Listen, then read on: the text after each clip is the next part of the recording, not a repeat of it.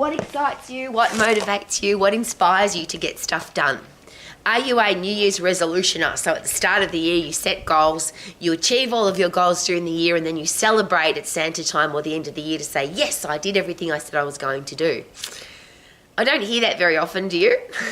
People set goals at the start of the year, but how long does it take before they break a New Year's resolution or an excuse or a justification or a rainy day or a challenge or a struggle or something happens and the list of goals gets lost or some other focus takes over?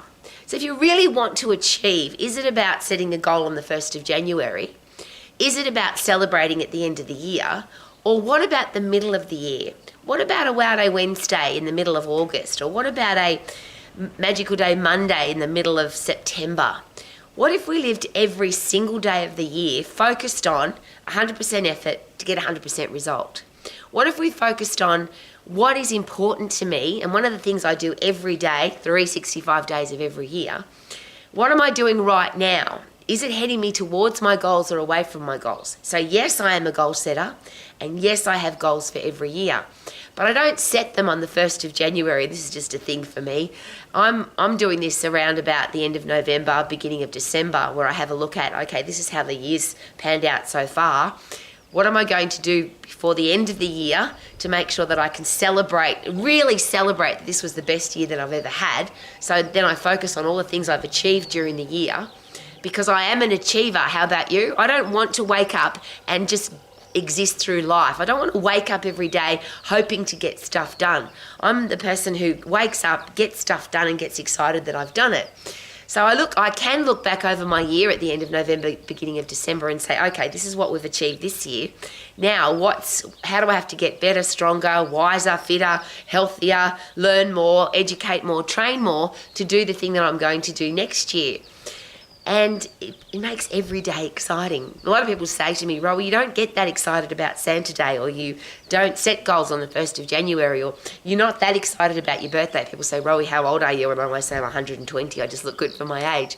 I'm an old lady who's lived a lot of life, and I want to live every day of my life. And maybe that's an old person's thing where you realise that life isn't an ongoing thing. We're all going to die. Life is a terminal illness. None of us are going to get out of it alive, but isn't it awesome that we get to choose how we live? So how do you make sure that, yes, you can celebrate at the end of the year that you've had a great year because you've achieved all of your goals?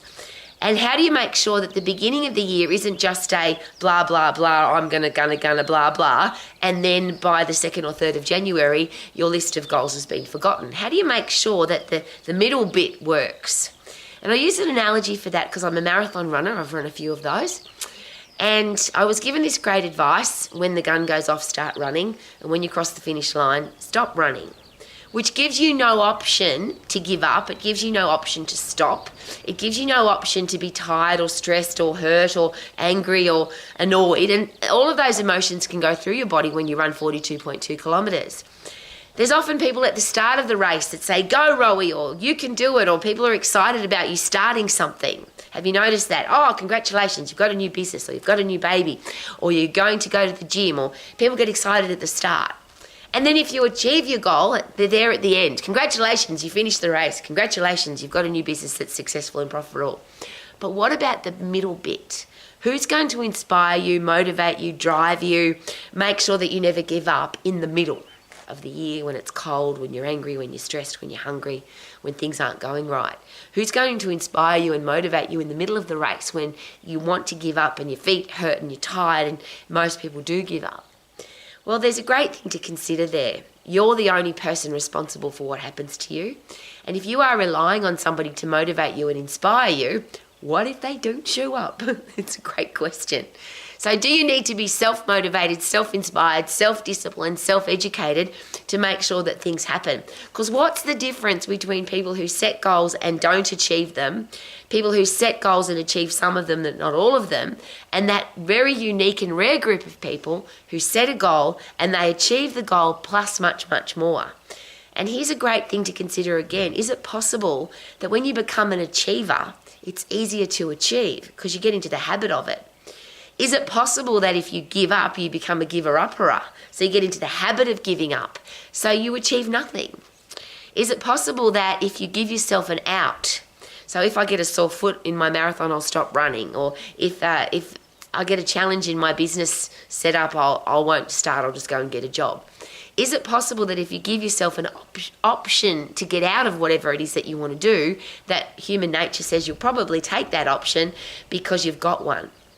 Well, there's a great story about the Vikings who were sent to another continent to take over the continent. When they landed, the boss of the Vikings burnt all their boats. And they turned around as they were taking over this continent and saw that their boats were burning. And they said, "Why did you burn our boats?" And the boss of the Vikings said, "Because now you have no option. You have to achieve, you have to succeed, because you can't go back." Well, I use that as an example for myself personally every day. If you give yourself an option, is it possible that you'll take it? So I just don't. What are you going to do today? I'm going to do this, and I'm not stopping until I've done it. Now, I'm very respectful of my time. I'm very respectful of there's only 24 hours in a day, so I don't set ridiculous goals. And this is just an interesting observation I've made. If you set ridiculous goals, is it possible that now you've got an excuse? Well, I set the goal, but I didn't have time. Or I set the goal, or something else got in the way. I set the goal, but I got tired, or I had to go to sleep. If you are not respectful of your own time, if you're not respectful of what you can achieve in a day. So I'm a bit of an overachiever, so I think I can get this done, but I might be able to get this much done. But I'm very respectful of my time. In a year, I think I can do all of these things. Maybe I can do more, but I'm not going to make some ridiculous long list that I can't possibly do, and then I've got an excuse at the end of the year to say, well, I couldn't possibly do it anyway. Then there's that really interesting question about, "Oh, Rowie, I'd love to do that, but I'm scared of failing." Well, I will share with you very openly and very honestly that I'm really sick of hearing that. The only definition of failure is if you give up. So if you never give up, you can't fail.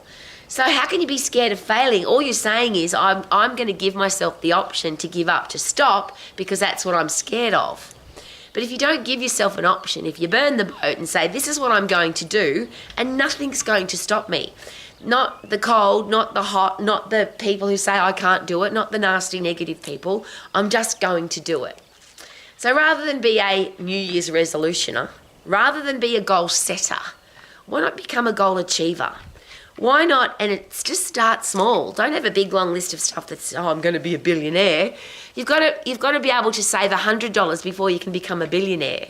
You've got to be able to sprint for 10 seconds before you say, I'm going to be fit enough to run a marathon. And that's another interesting side note. People think they've got to run for hours and hours and hours to run a marathon. Well, ultimately, you just got to get fit, which is get puffed. You've got to be really strong physically and mentally. So you've got to overload your muscles and bones in your brain. And then you can go and do whatever you want. So is it possible that the first and ultimate foundation step to achieving any goal is to get as fit as you possibly can and to get as strong as you possibly can, which means you've got a strong brain, which means you make better decisions. You're an optimistic solution finder rather than give up because it's all too hard. So whatever it is that you want to achieve, and the 4 things that I always look at, healthy, fit and strong, there's no option. Surely you can't give up on that because you end up old, fat, sick, weak, diseased and depressed, and life is horrible. So if you set a goal to be healthy, fit and strong, just do it. I talk about having a career or business that you love. What's the option? What's the alternative? A lousy, stinking, rotten job that you don't like? Surely not. If you want to have a career or business that you love, of course you can, and many millions and millions of people do, but you have to decide that's what you're going to do and not give yourself an option to go back to a lousy, stinking, rotten job. Do you want to be financially free? What's the option? To be broke, to be struggling for money, to rely on the government, to rely on your family, to not be able to do the things that you want to do because the lack of money is controlling your life. Surely that's not a way to live. So if you want to have a great life, you need to be financially free, and that's the easy one. You just spend less than you earn and you invest wisely and are disciplined with your money. It's a pretty simple process. And then great people in your life. Surely there's no option. If you've set a goal to have or attract a great person into your life, so you've got a great partner, or you want to have beautiful children, or you want to have great business partnerships, or you want to have a great team of people around you for your business or for your athletic team or for the thing that you do, surely it's not about the other people because we've got no control over them.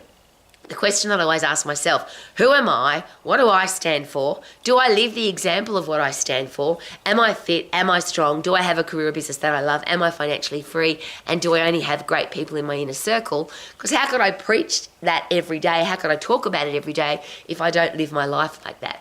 Which is the question that I always ask. If you are a parent, a teacher, a coach, a boss, a leader, and people are looking at you to see, is it possible to be healthy, fit and strong? Is it possible to have a career or business that you love? Is it possible? Go kids.